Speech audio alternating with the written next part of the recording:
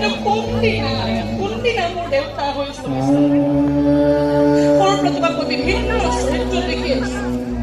কেতিয়াবা অত্যাচাৰী পুলিচ কেতিয়াবা চেকনিৰে মাৰি মাৰি ভাল পোৱা মাষ্টৰ কেতিয়াবা প্ৰজাজনক ভৰি গছকা পেটি ভাল পোৱা একো নাই সত্যবাদী শাসক এই আটাইবোৰ চৰিত্ৰ তুমি খুব ভাল অভিনয় কৰা খুব ভাল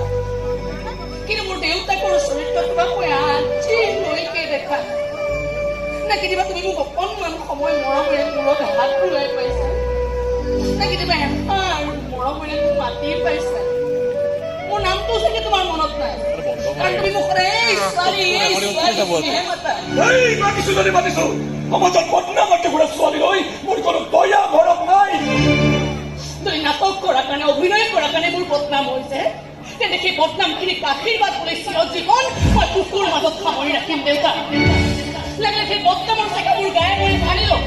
আৰু গোটেই পৃথিৱীখনকে চিঞৰি চিঞৰি কওঁ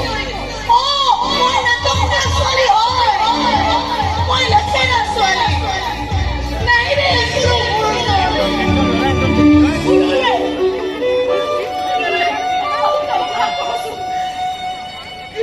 তই যিমানেই নাকান্দ কিয় তোৰ চকু পানী মচিবলৈ তোক মই এখন ফটা ৰুমালো দিব নোৱাৰো মোৰ চাফা কথা মই তোক নাম দিছো ঠিকনা দিছো গতিকে এক্টিং বেক্টিং কৰি কোনেও নামৰ বদনাম কৰিব নোৱাৰে লাগিলে তোৰ নাম ঠিকনা মই নাইকিয়া কৰি পেলাম